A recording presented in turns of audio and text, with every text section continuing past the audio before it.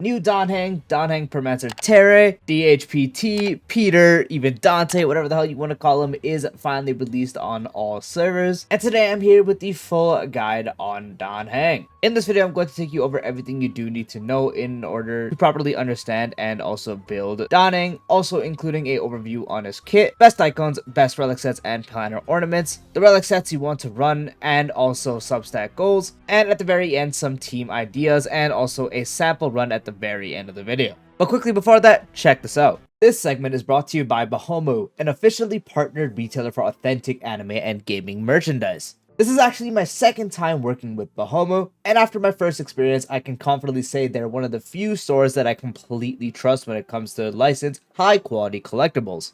Bahomu once again were kind enough to send me over this Honkai Star Rail Awu Chimera plushie, which is what you're currently seeing me unbox. Like everything else on their site, it's officially sourced through verified partnerships, so you know you're getting the real deal and not some bootleg or third-party copy. This Chimera plush is really cool. This is definitely something I'm going to keep on the side next to my gaming area. You can also put it on your wrist like this. It's pretty funny and also pretty adorable. So if you want to wear it for fun, or you just want to have this as a decoration around your room or your little work area, all that will work with this Chimera plush. Bahomu's been building a solid reputation for carrying authentic, officially approved products from series like Honkai Star Rail, Genshin Impact, Zenless Zone Zero, and more. All their items are shipped with proper quality checks and care. So if you're just a collector who wants merch that's truly official, and even wants some stuff that potentially is wearable, I definitely 100% recommend checking out Bahomu. This Chimera plush is for pre-order right now, but if you do want to check out their other selections, be sure to check out the pinned comment and or description. Be sure to use those links or use code Pretender HSR for 10% off site-wide.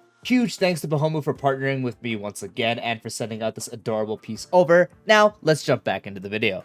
So Heng is a brand new physical preservation character. His basic attack deals physical damage based off his attack to one designated enemy. His skill designates an ally as bondmate and will provide a shield that can offset damage equal to 20% of his attack plus 400 for 3 turns for all allies. Repeatedly receiving the shield effect can stack it, but it will not exceed 300% of the current shield provided by skill, and bondmate only applies to the most recent target of his skill. His ultimate deals physical damage based off his attack to all enemies and will provide a shield to all allies that can offset the equivalent amount to his skill, lasting for 3 turns as well. Same thing, repeatedly receiving shield can stack up the shield effect but not 300% exceeded. You will enhance Soul Dragon, and when Soul Dragon takes action, it will launch a follow-up attack that deals physical damage to all enemies, based off Heng's attack, and additional damage based off the bondmate's type to all enemies, and also equal to 80% of the bondmate's attack, and the enhancement lasts for 2 Soul Dragon actions. His talent will let Heng summon Soul Dragon for the character that becomes bondmate, which has an initial speed of 165. When Soul Dragon takes action, it dispels a debuff from all allies and will provide a shield equal to 10% of Heng's attack plus 200 for 3 turns. And when Heng or the bondmate is knocked down, Soul Dragon will disappear.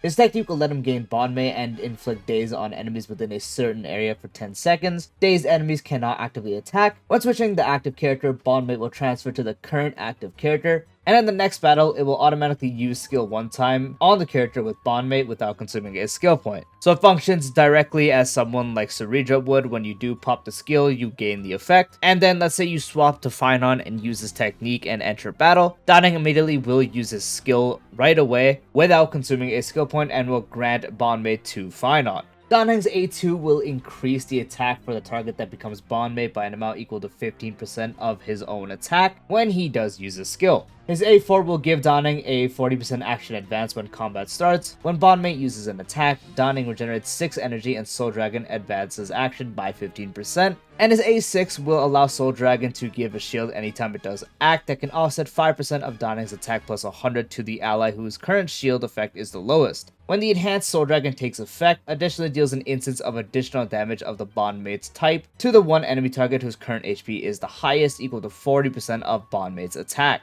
And now for his Eidolons. His E1 will recover a skill point when Heng uses ultimate and will increase bondmate's all-type res pen by 18% for 3 turns. His E2 will additionally increase the number of actions for the enhanced Soul Dragon from ultimate by 2, so now you have a total of 4 instead of 2. After Dawning uses ultimate, Soul Dragon gets 100% action advance. When Enhanced Soul Dragon takes action, the additional damage dealt by Bondmate becomes 200% of the original effect, and the shield effect provided in this instance becomes 200% of the original shield effect value. His E4 reduces the damage taken by Bondmate by 20%, and his E6 for when Bondmate is on the field, it increases damage taken by all enemies by 20%. When Bondmate deals damage, it ignores 12% of the target's defense, and when Heng uses ultimate, the Bondmate will deal additional damage of the Bondmate's type to all enemies equal to 330% of the Bondmate's attack.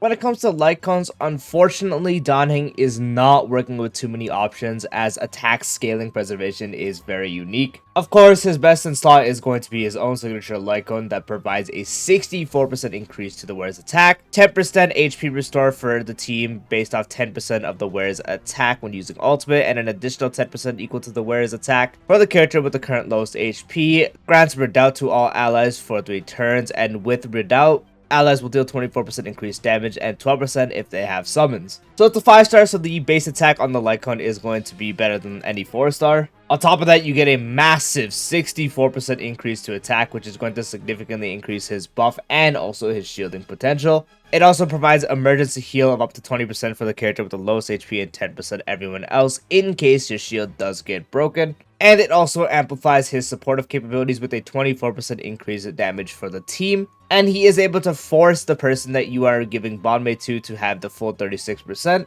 as attaching Bondmate to them is going to give him the Soul Dragon, which is considered a summon for the person that is Bondmate. So you are able to get the full 36% increase and 24% for everyone else on the team. So a big attack increase is once again great for his buffing, great for his shield. Emergency heal can come in clutch, and also greater supportive capabilities makes this far and none his best in slot. The only other quote-unquote usable option you can use is the Journey Forever Peaceful Battle Pass Lightcone, which does increase the wearer's shield provided effect by 12%, and when an allied target has a shield provided by the wearer, their damage will increase by 12%, and at S5, it's a 24% shield effect increase with a 20% increase in damage dealt. So it will just make his shields more tanky as it's increasing the shield effect that you normally would get, so that's good for his sustaining capabilities, and also does provide some supportive capabilities at the same time with a 20% increase to damage that is also practically going to be permanent because Heng shields don't really break. As long as they have the shield, you will have that 20% free damage for anyone you are buffing, so it's a nice 4-star alternative to use.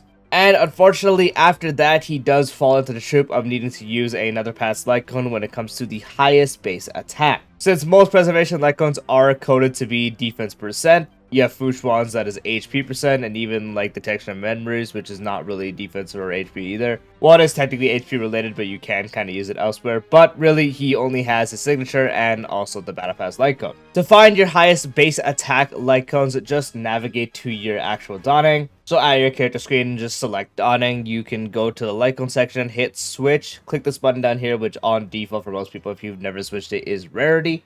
Click on it, you can filter attack and then pass the preservation section because obviously it will display that first. You can see your highest base attack Lightcones. So pick whatever one is not in use. So if you have an extra signature that isn't in use, if you somehow have a spare fine on Lightcone that you can use, that's the highest base attack Lightcone in the game. Just pick the first option that is available that isn't going to be used by someone else actively, and you will be good to go. Now for relic sets. So there is one set in particular that is his best in slot and really the only one you want to use, and that is Self-Enshrouded Recluse. This set provides a 10% shield effect increase from the 2-piece, 4-piece is an additional shield effect provided by the wearer increased by 12%, and 15% crit damage for allies who hold shield from the wearer. So up to a 22% increase to shield effect is going to make his shields even more beefy than they already are, and are really going to turn him into the best shielder in the game. And on top of that, this does provide some extra supportive capabilities because now with the shield you provide to everyone, you are going to give them a free, practically permanent 15% crit damage. As long as the shield doesn't break, they will always have this 15% crit damage being on their actual stats. So it's great to amplify the living hell out of his shield sustaining capability, and also fantastic as it provides extra supportive capabilities with 15% crit damage, making it his far and none best in slot. Now there are two other 4-pieces you can use that are very specific. One of them is Relieved Ordeal. This one is only with Finon to get the full effect. 2-piece increases speed by 6%, 4-piece gives 18% crit damage when using skill or ultimate on an ally character, and the effect stacks up to 2 times. as you are able to specifically target one person. In this case, you would use your technique and go into battle and target Finon. That is going to grant a stack of this, and then you can immediately use your skill again to get the second stack and have the full effect. Once you go into ultimate with Finon, he gets to keep all the buffs for the entire duration of his ultimate. In short, he gets the full 36% increase to crit damage, where anyone else potentially might actually end up having it expire. And so Finon is really the only one you want to actually use this on. It's still better to run the Recluse set instead, but this is definitely an option you can use, especially if you're still farming for a Recluse set and maybe you only want to use them with Finon anyways. And if you do own his signature Lightcone, which does provide a form of healing, you can use Warrior Goddess. 2-piece gives 6% speed, 4-piece when the wearer or their member spread provides healing to allied targets that is not themselves. Wearer gains Gentle Rain, which will increase the wearer's speed by 6%, and all allies crit damage increases by 15% and cannot stack, so it can give you up to a 12% increase to speed and 15% crit damage. But again, I mentioned you can only get this effect if you do have his signature Lightcone, which will provide some form of healing. Otherwise, Da Nang cannot heal. If you don't have his Lightcone option, you cannot use the 4-piece, so you need to have his actual signature Lightcone. And even then, this is not the best in slot, but it is a set that's worth mentioning. You trade out the shield effect increase for speed, so it can get easier builds to hyper speed and such. So it is definitely an option that I wanted to mention. Now past that, it would be 2-piece, so taking 2-piece self-enshrouded Recluse would be the best for the shield effect, and combine that with 2-piece of either attack percent for a beefier shield and a better buff, or speed if you needed to hit breakpoints. So for speed, you got 2-piece Warrior Goddess, 2-piece Relieved Ordeal, and 2-piece Hacker Space. For attack percent sets, you got 2-piece Hero set, 2-piece Wind Soaring, 2-piece Dot set, and also 2-piece Musketeers. Combine any of those 2 pieces together, ideally Self-Enshrouded Recluse will be one of them, as you want to make his shields as beefy as possible. For Planar Ornaments, you can really give him any supportive set, but the one you really want to give him is going to be the Lushaka set, as it provides 5% energy regen rate and 12% attack for the character positioned first in the team lineup. As he already buffs attack, this is going to give him another attack buff for your hyper carries, so position first slot being someone like Anoxa can get an additional 12% attack. 5% energy regen rate is also going to help you keep more uptime on your ultimate, so that is also going to be very helpful. You can also use something like Penacony only if you are trying to either buff Finon specifically, or even someone like Hycelines, as he is able to work on dot teams. Usually the bondmate would go to Hycelines as she is the primary DPS of that team. So with Hycelines, it can also work, but this one is mainly for Finon, also providing 5% energy regen rate and 10% damage for everyone that is the same type as the wearer, so in this case, has to be physical. So if you are running him with Finon or Hycelines, then you can use Penacony. Heal also does work. It's a bit outdated, but it still can work with 10% effect res for the wearer and 10% crit damage for everyone if having 30% effect res or higher. So you do need to reach 30% effect res for that to give everyone 10% crit damage. This one isn't going to be better than Penacony if you are running with Finon or Hycelines, and it's also not going to be better overall as something like Lushaka would be. But it is still a very much usable option. Same thing that is outdated but usable is Ageless. 12% max HP and 8% attack for your entire team when reaching 120 speed or higher. 120 speed or higher should not really be a problem for a requirement. It is really just a free 8% increase to attack. Max HP, it can help if your shield does get breaking, as it can help since your shield could potentially break depending on your build and whatever battle you're doing. In that case, it gives him some more HP to survive, but it's really not a stat you want to focus on since his shield is going to be the whole goal to make it unbreakable. But it's not a completely worthless stat, but it could have been better, but it's mainly for the 8% attack for your entire team.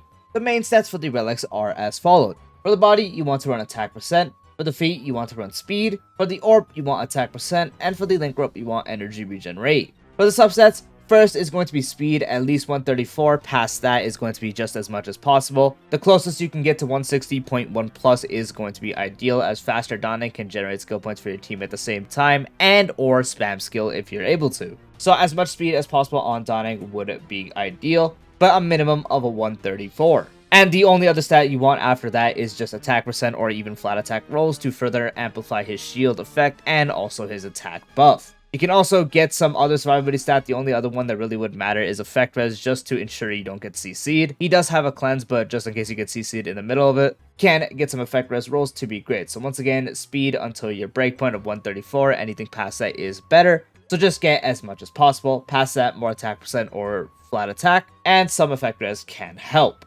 And for specific goals when it comes to stats, again, I already mentioned the speed part for being 134 plus, and if 160 plus, even better. For attack, a minimum of 3,000 is very much recommended. Anything above that is great. If you can get 4,000, that is going to be the perfect ideal amount. You can really get as much as you want, but 3,000 minimum is going to be your goal. If you can get around 3,500, that's great. If you're able to get 4,000 or even slightly higher, that is going to be very, very good. For team building, you really can use him on any team that does have attack scaling characters or even like a hyper carry character. Mainly in team comps that have a hyper carry character is where he excels. His best two teammates for the DPS mainly getting sustained by him is Anaxa and Phynon. So in this case, I'll put an Anaxa team as an example. So you'd have Heng, you'd have Anaxa. Your next thought would usually always go to Saridra, and your last thought would go to an action advanced character that is usually always in the form of Sunday. But if you don't have Sunday, you could also very much use Bronya as well. I cannot find her is the problem. There we go. That took way too long. So if you don't have Sunday, you can't use Bronya. You can also technically use Sparkle, but just a lot less so since Anaxa specifically does want -1. So this would be the premium team. And Sunday gets even more value with Donning, since with Donning, dedicating Anaxa as bondmate gives him the summon, which is going to activate the bonus effects that you can get from Sunday's skill, since now it's technically holding a summon, so you get even more damage out of it. And for Phynon, it would literally be the same exact team, but you would sub out Anaxa obviously for Phynon himself, so Phynon would just go in that slot. And of course, adjust accordingly. If you don't have Saridra, you can still use someone like Robin. Robin has a lot of value with Heng because she is an AoE attack buffer, so not only is she buffing your main DPS, she's buffing Heng's attack, which is going to increase his buff and also his shielding capability. And then again, as I mentioned, if you don't have Sunday, Sparkle can work technically better than Anaxa team, since Phynon often is built with no speed sometimes. So Sparkle can work better there, but again, Bronya also does work. But it's not just these two teams, you don't have to just use them. You can also put him on a dot team, so you can also do Hyselines. You can then put someone like Kafka, which is like the two core units on the team that you'd have Donning, and your last slot could go to someone like Robin, so you can have a dot team like this, where he is going to be the sustain for that, usually where Huohuo would be. He also doesn't very much work there. Even though the Kafka synergy wasn't removed, it's still a very fine option to use. Just dedicate Hyselines as bondmate, you're good to go. Really, any team that benefits from the attack buff that he does provide and the shields that can be good is where you'd use them. So really, any team that isn't HP scaling, since you kind of want them to get hit and the shield kind of mitigates that. And you also technically would not use them on breaks, since there you'd use Linkshot, Gallagher, or anyone else instead. You still can technically use him there though, because since he can actually be built as a skill point generator in a way with good speed. But ideally, again, mainly these attack scaling teams, Phynon, Anaxa, you can even use him on Aglia, but Aglia be a bit careful because sometimes the shield could expire, but with him, since he has a follow-up attack, it's a little less so. And also the dot team like this. So for the sample run, I'm going against MOC 12 Ligas with my premium Phynon team, since this is where most people will use him. I want to have a big disclaimer right now, do not use my damage for account of what you will be doing, just because my characters are highly invested in. My Phynon for the showcase is E2S1, my Sunday is E2S1, and my Saridra is E1S1. But Donning himself, he is running a high base attack Lightcone. He doesn't even have the shield set, he just has 2-piece attack and 2-piece speed, since I don't really have anything else available right now with Lushaka as the ornament. His Eidolons are none. I don't have any Eidolons in him, and his traces are not that high, so you can actually have room to improvement from what you see here. I didn't activate the defense traces because they are kind of worthless. So he's missing those. He doesn't have level 10 traces as well, so again, more shield and even more if I did get the proper relic set, which I will slowly be working on anyways. But anyway, let's get into the showcase. Alright, so going into the battle. So obviously we do use our techniques, and you do want to engage with Phynon just because Saridra will automatically put in her skill effect, and so will Donning himself. Regardless, you would engage with Phynon anyways, but even more with this team, as two characters want the person to engage to be the one you want to buff. So in this case, we would be doing it. So we get Saridra's buff here, activates, we get Donning's buff anyways. So what I really want to do here is use skill to target him again, and I also will be doing this so I can get my ult really quick here, thanks to Phynon. Even if I basic attack, it'd be fine there.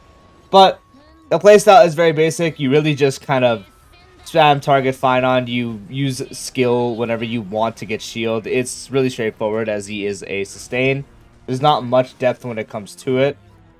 I want to ult with him right before I go into ult with Phynon, so I don't waste anything outside. So right here, I'm going to go ahead and do this. I'm going to let this do that. Do that. We enhance it. And then we go into ultimate. The Phynon has a shield in this, which is going to refresh. As you see, when it does act, it's going to do its attack because it is enhanced right now. So we also do have Cerebro double meteor here, so it's probably going to kill anyways. As you can see here, boom. I do want the dragon to act. It's going to act. It's going to be able to. I was afraid that I might somehow end up killing before it acts. But as you see, you get to do good damage, and then the dragon gets to attack after this E2 extra turn. And it will also refresh the shield, so here I'll finally take damage. You can see the shield that does go down a bit. But we go ahead and keep attacking. We speed up the dragon as well. This is going to activate Lagos' little mode. No, it's not. Thought it would. But then the dragon attacks here. And we refresh the shield a little bit. And just rinse and repeat. So your Phynon in Ultimate does have a form of sustainability. Going to let me act. It's about to break here. We do have Cerebro double meteor here. And then we will get it to refresh the shield a little bit as well here. After I attack like this. Boom. We exit transformation. But since Lagos gave me the thing, I'm also going to let him do this so he weakens himself. And I don't even need the shield at this point, so we're just going to straight up hit him with the meteor. And just like that, Lagos is done. And that does wrap up the full Phynon guide. I do hope you found the video helpful. If you did, drop a like, would be greatly appreciated. If you're new to the channel or haven't done so already, be sure to subscribe and to the button for future videos like this, along with all types of Star Off content. Check the description to join the Discord server, and I'll see you later. Peace out.